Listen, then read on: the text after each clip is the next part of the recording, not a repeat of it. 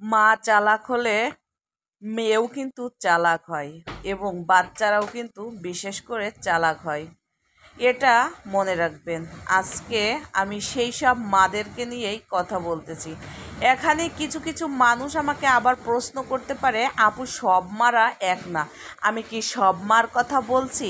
আপনারা একটু বোঝার চেষ্টা করবেন।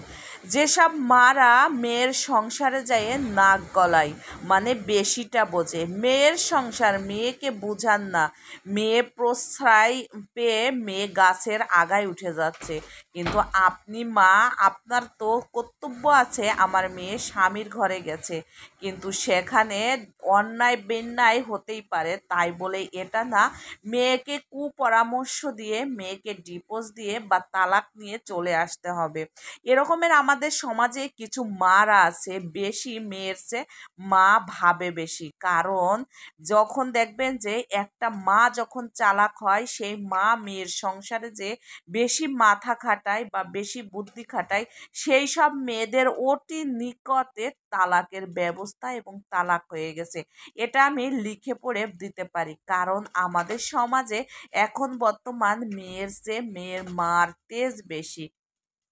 কারণ আমি যেসব মেয়েরা, আমি বলবো যে আপনারা যারা মার কথা শুনে সংসারে অশান্তি আনেন, সেই সব মেয়েদেরকে আমি বলতেছি, ভাইরে ভাই, সংসারটা আপনার, আপনার শ্বশুর, আপনার শাশুড়ি, আপনার স্বামী, ঝগড়া ফ্যাসাদ গ্যাঞ্জাম ফ্যাসাদ সবার ভিতরেই লাগে। তাই বলে এটা না যা কিছু হবে সেই সমস্ত কথা মায়ের বাড়িতে যে পটে পটে বলতে হবে, আর মা সেটা আপনাকে প্রশ্রয় দেবে, শাসন না করে প্রশ্রয় দিয়ে ডিভোর্স নিয়ে যাবে। একটা কথা মনে রাখবেন যে আপনি আপনার মায়ের কাছে শ্বশুর বাড়ির অদনাম বদনাম বলে ডিভোর্স নিয়ে আপনি আপনার মায়ের বাড়িতে চলে যাচ্ছেন, কিন্তু হয়তো বা কাবিনে আপনার 50 লাখ, 1 লাখ, 2 লাখ, 10 লাখ টাকা বাঁধা আছে, সেই টাকা পয়সা নিয়ে আপনি আপনার মায়ের বাড়িতে চলে গেলেন, কিন্তু আপনার মা কি আপনাকে ঘরে বসায় রাখবে?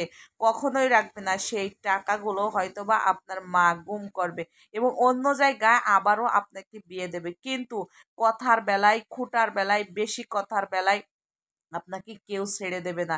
সেই সমস্ত কথা আপনার মেয়ে তোমারই শুনতে হবে।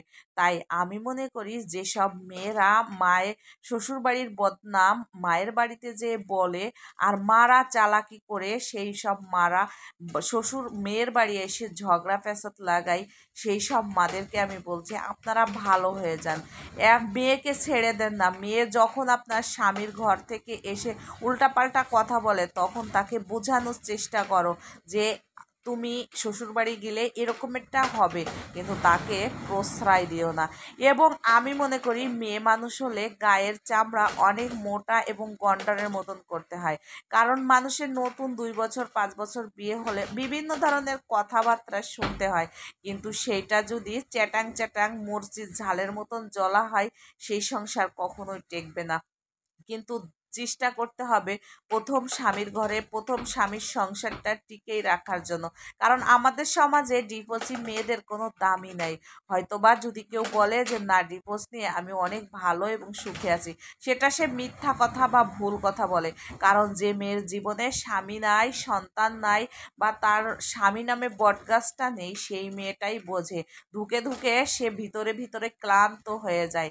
আমি বলবো যেসব মেয়েরা, তোমরা তোমাদের কাজ তোমার স্বামীর মন জয় করা, স্বামী যেটা চাই সেটা করার চেষ্টা করো, সীমাবদ্ধর বাতর থাকো, সীমা পেরিয়ে গেলে তখন মানুষকে জানাও। এবং তোমাকে মানুষ যে পিছনের কথা তোমাকে বলবে, সেই কথাগুলো বলার সুযোগ দিও না। কারণ এমন আছে যে তোমার এমন এমন অতীতের কথাগুলো আছে, তোমার খাদ্যে তোমার চরিত্রর জন্য তোমার কথাগুলো বেরিয়ে আসবে। তখন তোমার ভীষণ কষ্ট হবে যে এই সব কথা আমার আত্মীয় স্বজন, আমার আপন লোকজন বলতেছে, কারণ তুমি বলার সুযোগ করে দিচ্ছ। তাই আমি মনে করি স্বামীর বাড়ি গেলে স্বামীর সংসারকে নিজের করতে হবে, আপন মনে করতে হবে। আর যেসব মারা মেয়েদের সংসারের ভিতর বেশি বেশি নাক গলাচ্ছে বা বেশি বেশি চামচামি করতেছে, সেই সব মারা ভালো হয়ে যাও। মেয়েকে প্রশ্রয় দিও না, মেয়েকে শাসন করো। এই বয়সে এতটুক হতেই পারে, স্বাভাবিক। তো আজকের গল্পটা কেমন লাগলো বন্ধুরা সবাই জানাবেন। আল্লাহ হাফেজ।